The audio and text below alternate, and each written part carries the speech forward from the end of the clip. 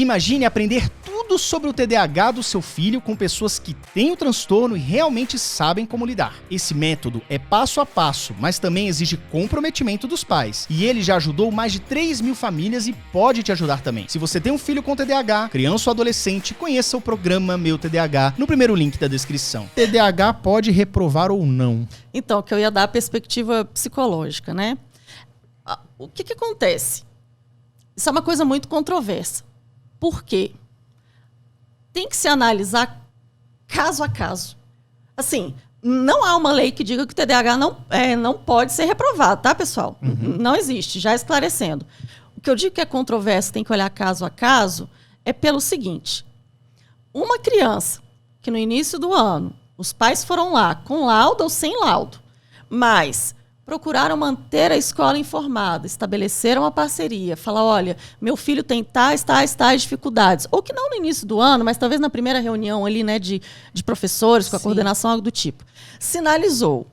A escola, em um momento posterior, sinalizou o que estava observando também, seja aspecto comportamental, atencional, seja lá o que for. E essa família está mobilizada, a criança está fazendo as terapias, tem acompanhamento, tem laudo, tem seja lá o que for. E ainda assim, chega no fim do ano e essa criança não teve as adequações que seriam necessárias a ela na escola, você vai repetir o aluno? Isso é muito complexo, tá? Ele não teve o aprendizado. Mas por que ele não teve? Por que ele não teve? É porque eu também não acho justo. Vamos supor que seja mais culpa da escola nesse caso. Sim, é totalmente então injusto. olha, criança, você vai perder um ano da sua vida porque a gente não fez muito bem nosso papel, mas tá tudo bem, você vai reprovar. Mas aí é que tá, Yuri. A escola não... Aí eu vou falar de novo de descer do pedestal. Normalmente, as escolas não têm essa percepção. Concordo. E aí, eu vou falar coisas que eu escuto... Não, escuto não. Que eu leio, que não é pessoalmente, que eu leio de vez em quando mensagens que me mandam no direct ou em posts, principalmente de podcasts, né? De professores. Eu escuto muito. Ah, mas assim é muito... Quando eu venho, por exemplo, e dou uma sugestão, algo que não é caro, algo que é possível e que vai transformar a vida daquele aluno... Eu recebo uma enxurrada de mensagens, assim, famílias curtindo, escrevendo, se identificando, e os professores destruindo, descredibilizando tudo que eu disse. E aí, algumas coisas que eu leio são assim, mas aí é muito fácil jogar a culpa toda para a escola. Porque as famílias dos neurodivergentes agora estão achando que a gente tem que, além de professor, ser psicólogo. É isso que a gente está falando aqui agora, pessoal? Não é. Em algum momento eu disse que o professor tem que ser psicólogo? Não. Falar que um professor tem que ter empatia é totalmente diferente de falar que tem que ser psicólogo. Isso aí é humanidade. Estou vendo uma criança chorando. O que eu faço? Estou vendo uma criança que naturalmente é mais tranquila, mas ela está super agitada hoje. O que eu faço? Estou vendo uma criança com uma necessidade muito grande de chamar atenção. A criança que quer chamar atenção tem um porquê. Ela não está ali simplesmente porque quer conscientemente destruir a aula do professor. Não é isso. Enquanto o professor pegar isso para o lado pessoal, vai complicar. E aí, indo para a questão da reprovação.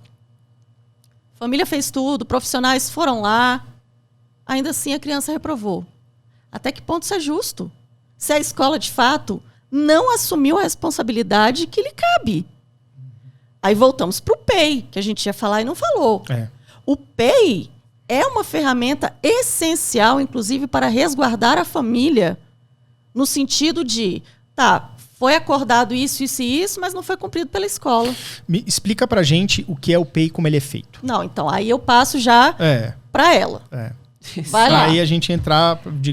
Porque tem gente que não faz ideia. Sim, eu fui falando sem nem falar o que era a sigla, né?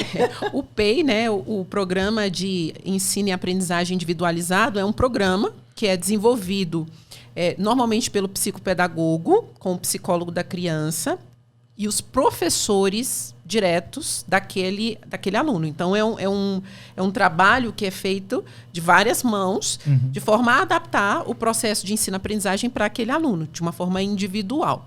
Então, assim, a gente leva para a escola uma série de possibilidades e vai fazendo esse acompanhamento com a escola, né? Então, isso é essencial para os alunos que realmente estejam, em algum momento, apresentando essa dificuldade.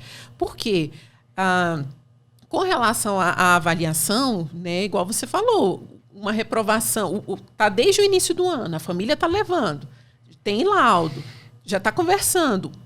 Qual é a dificuldade das escolas, por exemplo, né, de cumprir aquilo que está lá, naquele papel, certo? E eu vejo muita dificuldade das escolas, né, em realmente executar o que está descrito no PEI, sabe?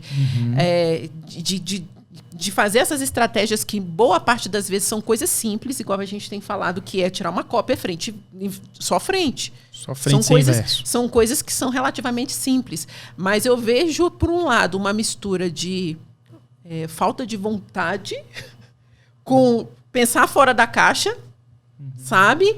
Um pouco de manejo. Sim. Sabe? Aquela malemolência de o que eu posso fazer. Mas, acima de tudo, né, do próprio profissional da educação, né, o professor, ele está aberto de, ok, eu vou realmente fazer.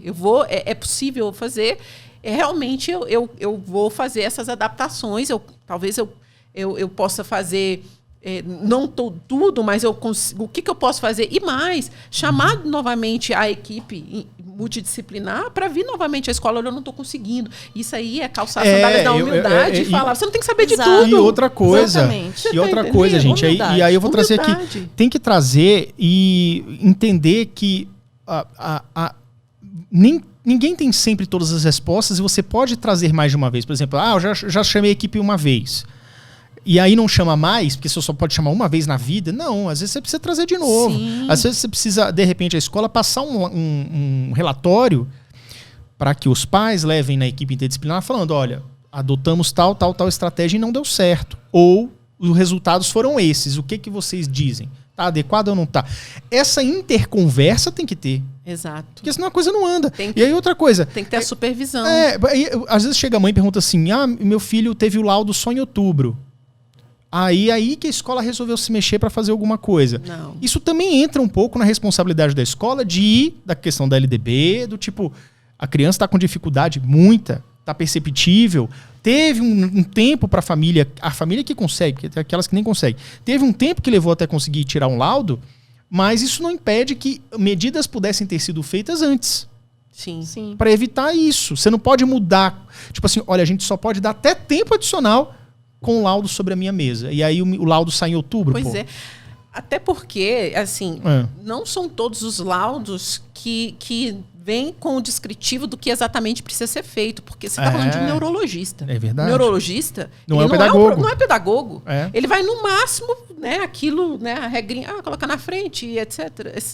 O que nem sempre realmente o que nem sempre resolve. É bom, mas muito genérico, sabe? Então, assim, o laudo em si, ele não vai dizer muita coisa. O que o laudo é importante, né? Laudo é ponto de partida. Né? É importante dizer isso. Ele não é fim. Ele é ponto de partida para que se inicie os processos de tratamento para aquele indivíduo e para que a escola também inicie, né, melhor, aprimore. Inicie não, porque iniciar ela já pode fazer desde o primeiro dia de aula. Que ela aprimore os processos dele de aprendizagem. Então, por exemplo, se você tem um laudo de um aluno que tem TDAH, então, eu, como profissional, sei que ele tem déficit nas funções executivas. Provavelmente é um aluno que ele vai esquecer de me entregar os deveres de casa. Não. O que eu posso fazer? Eu vou precisar fazer uma ressalva. Qual que é? Você sabe que TDAH está relacionado a funções executivas. Sim. No geral, os professores não fazem ideia do que sejam funções executivas. São funções? E acham que ou TDAH é hiperatividade ou TDAH é déficit de atenção. Ponto. Então, eu tive que te corrigir. E TDAH, né, do caso, é só o déficit de atenção, é a ponta do iceberg, é só a pontinha. Agora, eu acho que o alerta pode ser a nota. Vamos supor que tem uma escola que quer ser inclusiva e está passando por situações dessas. Chega fevereiro, março, as primeiras notas começam a sair e aí você tem 10% da turma que está com uma nota assim vermelha meio, não é 4,5. Porra, tirou 2, tirou 1, tirou 0. Se é a turma toda, eu sempre pergunto. Não, a turma toda assim. Não, 10% da turma tirou nota ruim. Nota ruim. Sim. Mas assim, o que eu tô te falando, não é uma nota ruim. Por exemplo, o aluno que tirou 4,5, às vezes ainda não seja o caso de uma intervenção imediata. Talvez um aluno que não estudou, estava doente no dia, tá entendendo? Eu tô falando assim, nas primeiras provas você teve ali, numa turma de 40, 3, 7%, 8%, que tirou 2. Cara, 2 é tipo assim, cara, você só aprendeu 20%. Aí é chamar ali, na minha concepção, tá? Eu quero ouvir vocês. É chamar para uma reunião de professor e dizer assim, ó, esse aluno aqui que tirou 2, nessa turma aqui, segunda série G, o que é? Ele está dormindo em sala? Me fala um pouco desse comportamento. E começa a mapear os alunos que estão em processo de desandar. Sim. Não desandou ainda, estamos falando de março. Dá para mudar. E já trabalhar esses meninos, ou meninas, né? Porque se você começa a observar dificuldade de dispersão muito elevada, mas não tem laudo de TDAH nem nada, beleza. Você já começa assim, pô, de repente, se a gente mudar essa abordagem, ou se a gente aplicar um trabalho extra, enfim, tirar um pouco do peso da prova, já é uma coisa que pode melhorar também, entende? Então tem que ter uma gavetinha de estratégias e de uma análise criteriosa caso a caso.